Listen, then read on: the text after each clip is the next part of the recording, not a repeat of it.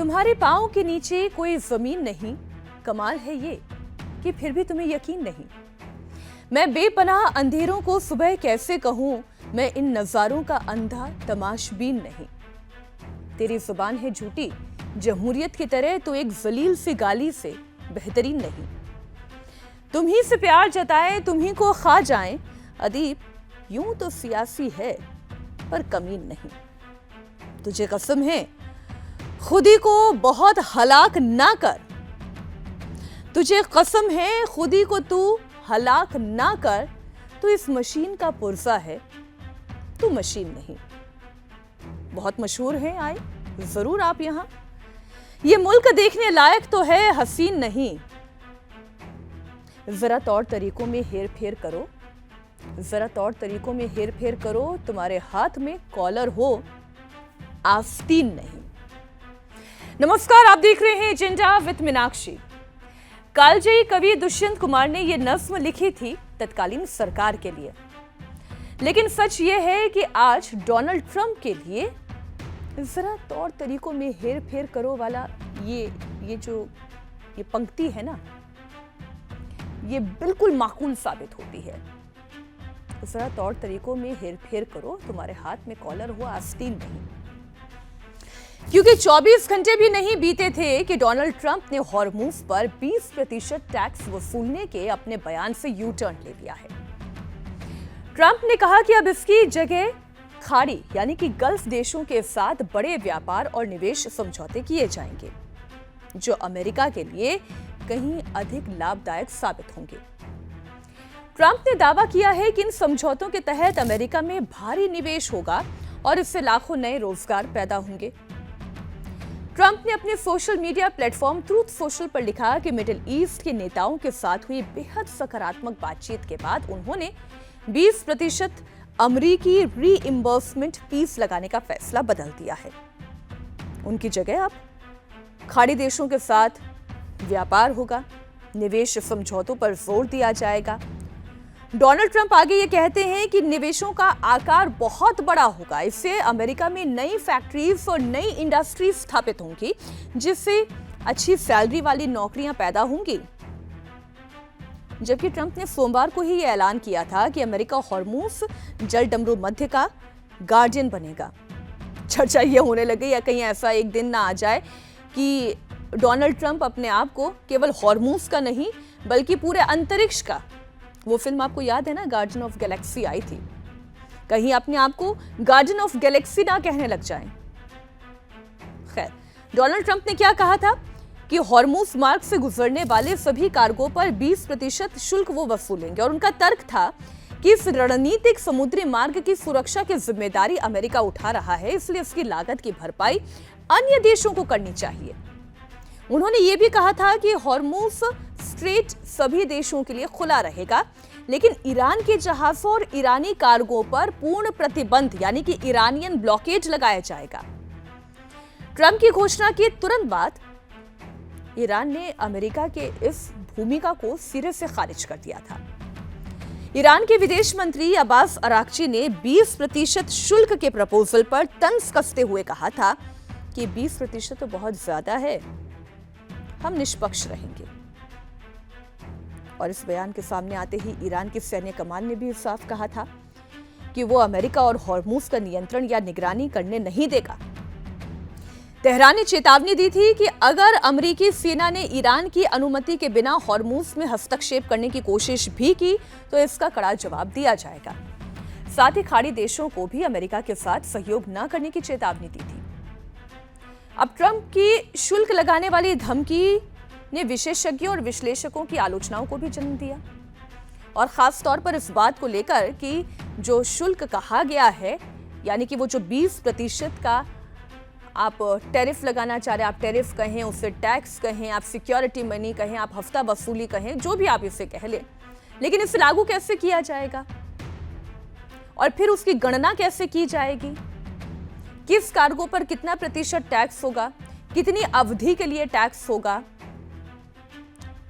इस बारे में क्लैरिटी का अभाव दिखाई दे रहा था।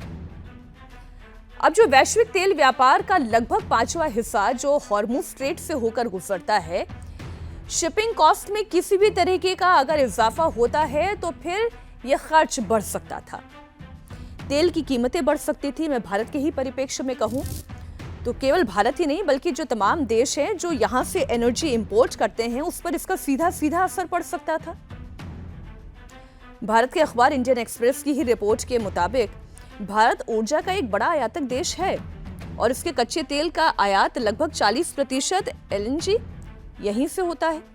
60% एलएनजी का और पेट्रोलियम गैस यानी कि एलपीजी की अगर बात की जाए तो 90% इंपोर्ट इसी रूट के जरिए होता है। पश्चिम एशिया से हॉर्मुज स्ट्रेट के माध्यम से ही यहां से इंपोर्ट होता है, तो ऐसे में भारत में भी महंगाई की मार पड़ सकती थी। तो हॉर्मुज स्ट्रेट जो कि एक अंतर्राष्ट्रीय जल मार्ग है और यहां पर समुद्री कानून आमतौर पर किसी भी एक देश को ऐसे समुद्री मार्गों का उपयोग करने वाले जहाजों पर किसी तरीके का शुल्क लगाने की अनुमति नहीं देता। कानूनी रूप से भी अगर आप इसे देखते हैं तो संयुक्त राष्ट्र की जो जहाजरानी एजेंसी है, अंतर्राष्ट्रीय समुद्री संगठन यानी कि आईएमओ, पहले ही यह प्रस्ताव का विरोध कर चुका था और किसी भी देश को अंतर्राष्ट्रीय जलडमरू मध्य से गुजरने के लिए शुल्क नहीं लेना चाहिए, ये बात कह चुका था। एक और एजेंसी रॉयटर्स की मैं बात करूं तो इसके मुताबिक German container shipping company Hapag Lloyd ने इस शुल्क को बुनियादी तौर पर गलत बताया और इसके लिए यह तर्क दिया कि जियोपॉलिटिकल संघर्षों का बोझ कमर्शियल शिपिंग पर किसी भी कीमत पर नहीं बढ़ना चाहिए। यह तो रॉयटर्स की रिपोर्ट है, लेकिन जो अमेरिकी मीडिया रिपोर्ट कर रही है उसके हवाले से भी अगर मैं बताऊं तो जहाजों पर शुल्क लगाने से आपसी संबंधों में तनाव आने की परिस्थिति पैदा हो सकती थी और वो भी उस वक्त जब वॉशिंगटन खुद ईरान के साथ क्षेत्रीय सहयोग बढ़ाने की कोशिश कर रहा है। जब अमेरिका के ही नेता डोनाल्ड ट्रंप के ही मातहत नेता मार्को रूबियो और जेडी वांस जैसे नेता ये कह रहे हों कि किसी भी देश को अंतर्राष्ट्रीय जलमार्ग पर टोल या शुल्क लगाने की अनुमति नहीं है, ये मौजूदा अंतर्राष्ट्रीय कानून है। दुनिया भर में अंतर्राष्ट्रीय जलमार्गों पर एक ही नियम लागू होता है और वो ये कहते हैं कि मैं ये उम्मीद करता हूं कि ये नियम हॉर्मुज स्ट्रेट पर भी लागू रहेगा। तो फिर ट्रंप का ये 20% शुल्क लेना अपने ही नेताओं के बयानों का विरोध करने जैसा था। तो आप इसे देखिए, चाहे वो यूनाइटेड नेशन की इंटरनेशनल मरीन ऑर्गेनाइजेशन हो, चाहे वो खाड़ी देशों की बात हो, चाहे वो ईरान के साथ वॉशिंगटन डीसी का नेगोशिएशन हो, चाहे वो जितनी भी एशियन कंट्रीज की स्थिति हो, कुल मिलाकर यही बताती है कि हॉर्मुज पर अमेरिका का उठाया गया एक भी गलत फैसला पूरी दुनिया के लिए तबाही ला सकता है।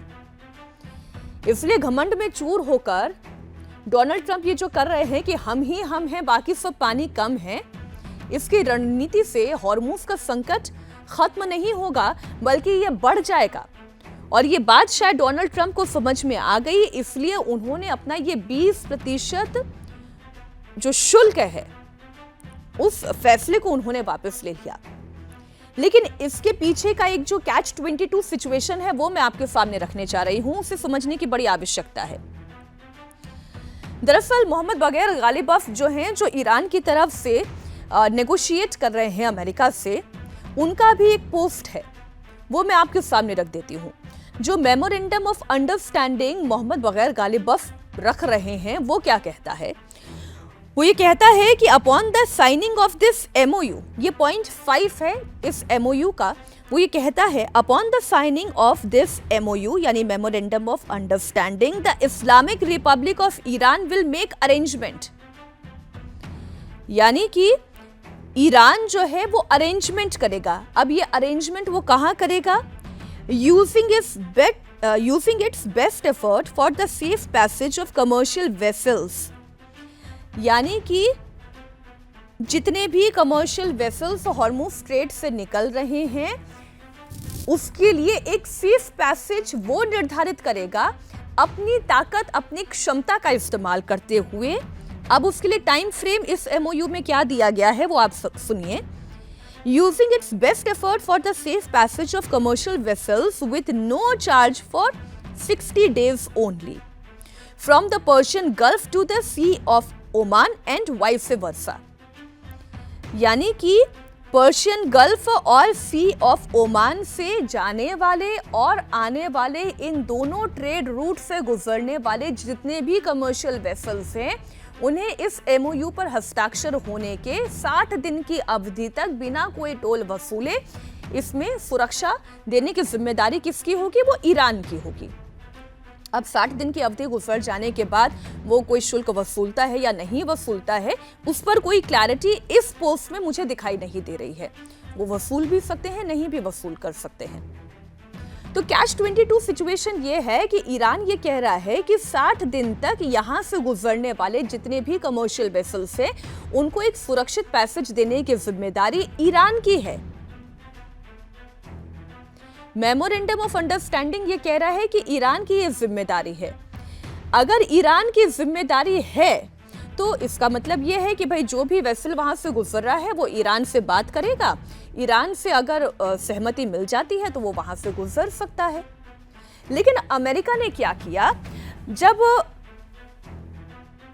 3 दिनों का वो जो शोक का समय था ईरान में चल रहा था, उनके पिछले आयतुल्ला यानी कि अली खामेनेई के देहांत के बाद जो 3 दिन का शोक बुलाया गया था पूरे ईरान में, जब वो चल रहा था तब अमेरिका ने एक के बाद एक हमले करने शुरू कर दिए। जब एक के बाद एक हमले होने शुरू हुए तो ईरान के पास भी ये मौका था और इधर अमेरिका का ब्लॉकेड था हॉर्मुज पर। इसे चैलेंज करने के लिए ईरान ने इन 3 जहाजों पर अटैक किया, जिसका बहाना बनाते हुए अमेरिका ने यह कहा क्योंकि इन जहाजों पर अटैक किया गया है इसलिए अमेरिका को ईरान के ऊपर अटैक करना पड़ेगा और यहीं पर ये मेमोरेंडम ऑफ अंडरस्टैंडिंग खत्म होता है।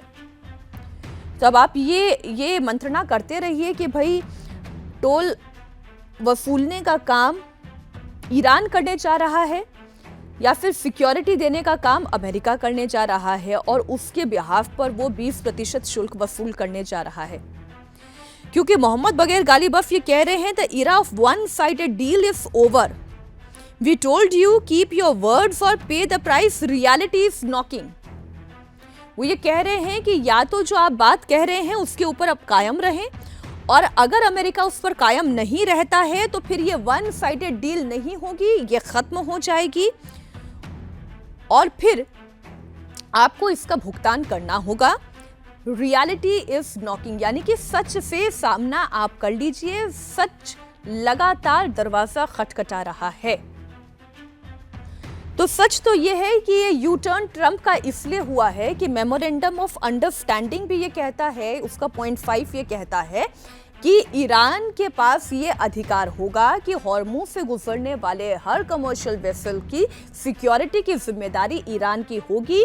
60 दिनों तक का टाइम फ्रेम होगा, जब कोई शुल्क नहीं वसूला जाएगा उसके आगे की परिस्थिति क्या होगी इस पर आज तक विश्व को कोई क्लैरिटी नहीं है। ये या तो ईरान जानता है या फिर ये अमेरिका जानता है। तो इसलिए ये तय मानकर चलिए कि ये ट्रंप का यू टर्न एक दबाव की वजह से हुआ है, चाहे वो ईरान का दबाव हो, गल्फ नेशंस का दबाव हो, वो दुनिया का दबाव ही क्यों ना हो या फिर वो आईएमओ का दबाव हो।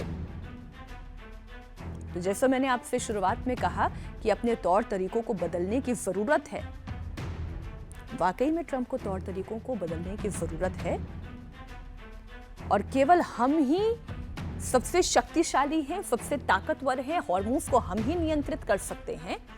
अगर इस भाव से के साथ अमेरिका ये सोच रहा है कि वो ईरान के साथ नेगोशिएट कर पाएगा तो फिलहाल इसकी परिस्थिति नेगेटिव, नगण्य, 0 यही दिखाई देती है। आज एजेंडा विद मीनाक्षी में इतना ही। अगर आपके भी कोई प्रश्न है इस मुद्दे से जुड़े हुए तो जरूर हमारे साथ साझा करिएगा। बहुत बहुत धन्यवाद।